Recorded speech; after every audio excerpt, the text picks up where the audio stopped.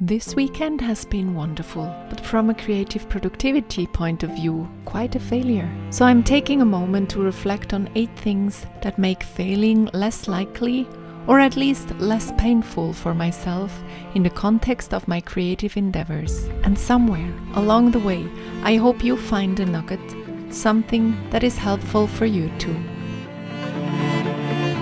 For this weekend, I packed several creative projects for myself and made a list of the minimal goals I hope to achieve.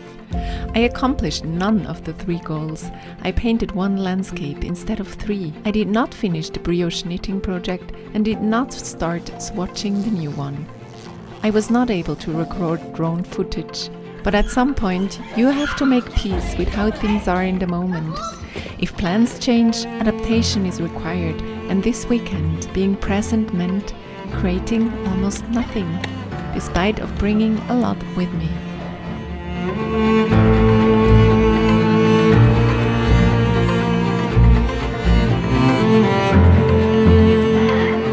What I gained instead was a lot of time with my own children and their friends.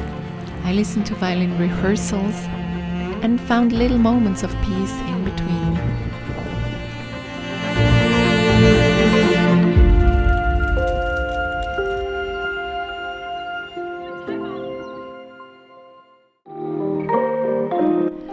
Navigate the world with curiosity, mobility, and sensitivity, and you will notice and invite luck.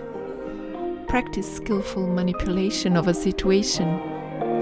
For this, the following 3 questions could help. What surprised you today? What made you laugh? What did you learn?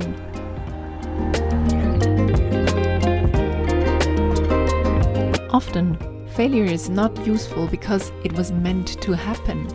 It becomes useful because we notice what it teaches us. I got inspired to make a video about failing and its consequences.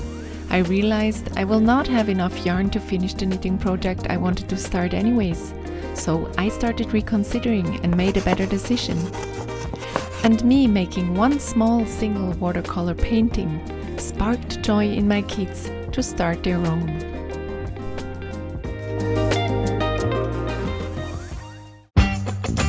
Intellectually, it might be easy to understand that when we fail, we don't become a failure. But to our emotional self, it might still be worth repeating. Just because you failed does not mean you're a failure. Next, let's talk a bit more about failing while working on a project specifically and what you can do to improve the overall experience. Failing big time sometimes is inevitable, but when creating, we in general have more control. Do not test the whole project at full scale if you can test a smaller version first. Failure becomes less painful when it happens in small, contained places.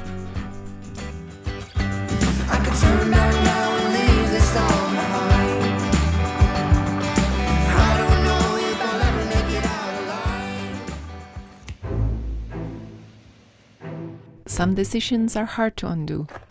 Others can be reversed easily. Before you commit, ask yourself this: am I cutting, gluing, trimming, or permanently changing something? Or am I still in a reversible phase? In making, the pain of failure often comes from acting too permanently, too early, or put differently, not thinking about the effort of reversing or redoing before committing. Failure often arrives together with emotion. The emotion is real, but it is not always the best analyst.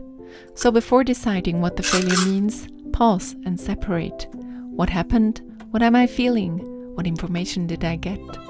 This prevents not only one mistake from becoming a whole identity story, but also from spiraling you into a second and a third mistake while trying to fix the first one too fast on an empty stomach or on a tired and frustrated brain.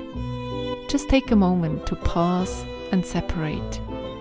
The project failed at one point, but it does not mean the project is doomed. A failure becomes much less painful if it pays you back. If the same thing happens more than 2 times, it might be a pattern. What rule, habit, or checklist did this mistake teach me? This turns failure from wasted effort into future protection.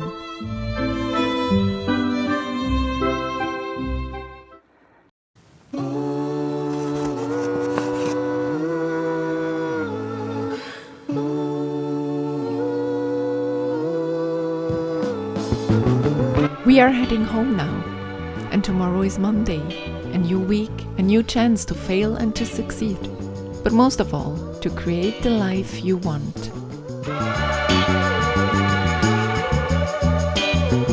And these are the 8 ways that could help you steer your creative ship into the safe harbor. No magic tricks, no miracles, just 8 ideas, and you might have more. Feel free to put them in the comment down below.